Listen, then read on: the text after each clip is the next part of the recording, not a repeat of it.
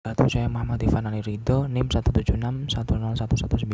Sini saya akan mempresentasikan tentang tugas riset operasi, yaitu kali ini tentang metode penugasan. Nah, pertama adalah latar belakang. Pada zaman sekarang ini tumbuh berbagai jenis usaha yang memproduksi barang dan jasa. Setiap usaha dituntut kemampuannya untuk meningkatkan efisiensi dan mengefektifkan penggunaan sumber daya manusia yang dimiliki. Dalam menjalankan sebuah usaha, cara yang terbaik untuk mendapatkan hasil yang memuaskan harus dicermati. Semua itu dapat diraih dengan menjalankan strategi atau teknik yang sekiranya dapat meningkatkan keberhasilan suatu usaha. Nah, manajemen produksi sering menghadapi masalah-masalah yang berhubungan dengan alokasi optimal dari berbagai macam sumber daya yang produktif, terutama tenaga kerja. Masalah ini disebut masalah penugasan atau assignment problem, yang merupakan suatu kasus khusus dari permasalahan linear. Salah satu teknik pemecahan masalah penugasan yang tersedia adalah metode Hungarian. Nah, dalam masalah penugasan, sejumlah tugas dapat didelegasikan kepada sejumlah penerimaan tugas dalam basis satu-satu. Jadi pada masalah penugasan ini diasumsikan bahwa jumlah karyawan sama dengan jumlah pekerjaan. Selain itu, jumlah karyawan dan jumlah pekerjaan yang terlibat, data lain yang biasa diperlukan adalah besar kerugian yang ditimbulkan atau besar keuntungan yang didapatkan setiap karyawan dalam setiap menyelesaikan setiap pekerjaan berdasarkan jumlah hari penyelesaian. Yang pertama adalah pengertian tentang riset operasi. Banyak definisi mengenai riset operasi menurut para ahli. Nah, salah satunya saya kutip dalam Bangestu dan kawan-kawan tahun 2000. Menurut Morse dan Kimball, riset operasi adalah metode ilmiah yang memungkinkan para manajer mengambil keputusan mengenai kegiatan yang mereka tangani dengan dasar kuantitatif. Nah, setelah menelaah dari beberapa definisi ahli, dapat disimpulkan bahwa definisi dari riset operasi adalah sebagai metode untuk memformulasikan dan merumuskan permasalahan sehari-hari baik mengenai bisnis, ekonomi, sosial maupun di bidang lainnya ke dalam pemodelan matematis untuk mendapatkan solusi yang optimal. Nah, selanjutnya tentang metode Hungarian. Metode Hungarian merupakan masalah-masalah yang berhubungan dengan alokasi optimal dari berbagai macam sumber daya yang produktif, terutama tenaga kerja atau personalia yang mempunyai tingkat efisiensi berbeda-beda untuk pekerjaan yang berbeda-beda pula. Nah, masalah ini disebut masalah penugasan, yang merupakan suatu kasus khusus dari masalah linear programming pada umumnya. Salah satu dari beberapa teknik pemecahan yang tersedia untuk masalah-masalah penugasan. Metode ini mula-mula dikembangkan oleh seorang ahli matematika berkebangsaan Hungarian yang bernama De Koning pada tahun 1916. Nah, selanjutnya metode analisis data yang digunakan. Metode analisis yang digunakan pada penelitian ini adalah metode Hungarian. Metode ini merupakan suatu metode analisis yang praktis untuk menyelesaikan masalah penugasan sehingga mudah dipahami, dianalisa, dan dipecahkan. Nah, langkah-langkah metode Hungarian itu sendiri, yang pertama adalah kurangkan entry terkecil dalam setiap baris dari semua entry baris. Yang kedua, kurangkan entry terkecil dalam setiap kolom dari semua entry kolomnya.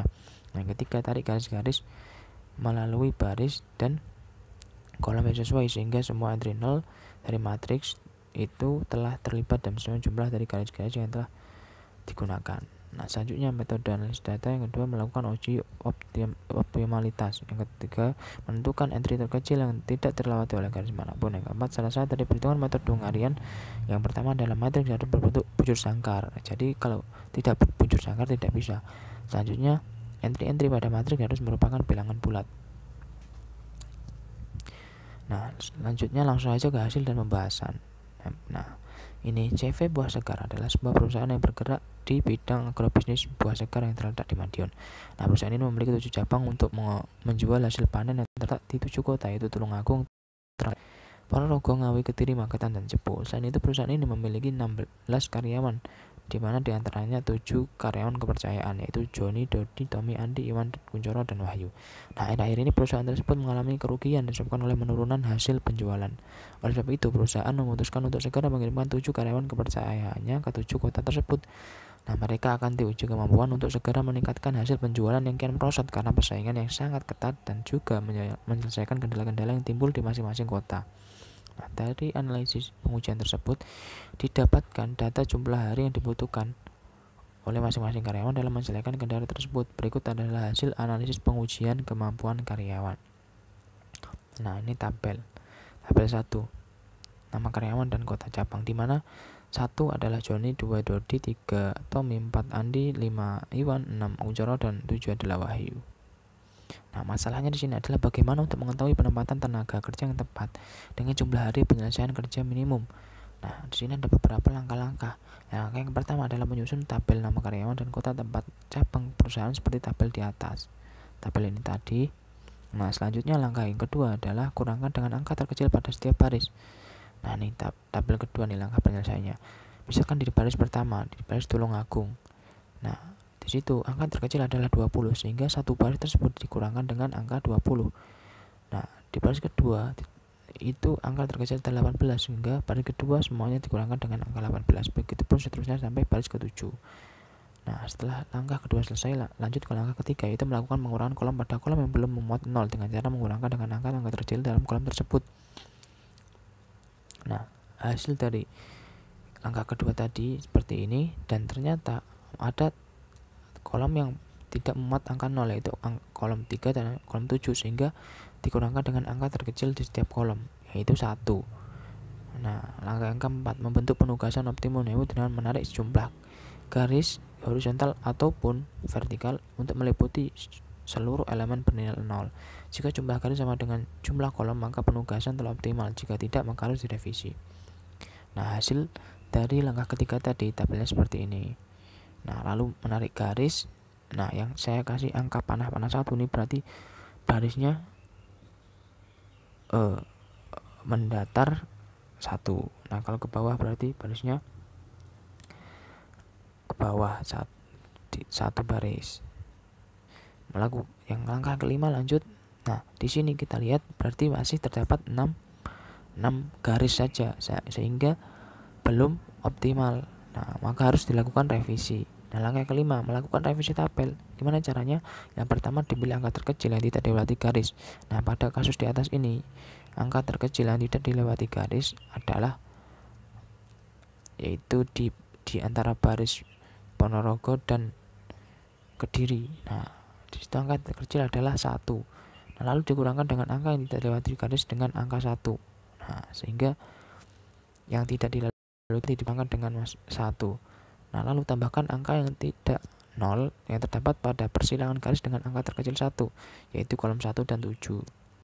Nah, gimana maksud persilangannya? Kan tadi yang tidak dilalui garis adalah baris di Ponorogo dan Kediri. Nah, itu garis menurun, mendatar. Nah, persilangannya adalah garis horizontal, yaitu di kolom 1 dan 7. Nah, di kolom 1 dan 7 benar. Berarti di kolom 1 dan 7 ditambah dengan angka 1. Nah, seperti ini revisi matrik di tabel kelima. Nah, lagi-lagi kita lihat yang saya kasih panah hitam angka ini garisnya. Nah, kita lihat karena jumlah garis arsir, jumlah garisnya yang memuat 0, yang menutupi semua 0-nya itu masih 6 dan belum sama dengan jumlah kolom itu 7, maka harus direvisi lagi sehingga harus kembali ke langkah keempat. Nah, hasilnya seperti ini tadi. Berarti harus direvisi lagi. Nah, ini yang tidak dilalui garis adalah baris antara Ponorogo dan Cepu. Nah, sehingga angka terkecilnya di situ adalah 2, sehingga dikurangkan semua anggota barisnya dikurangkan dengan 2, dan baris persilangannya yaitu di baris ke kolom ke-1 sehingga ditambahkan dengan 2, yang bukan 0 ditambahkan dengan 2.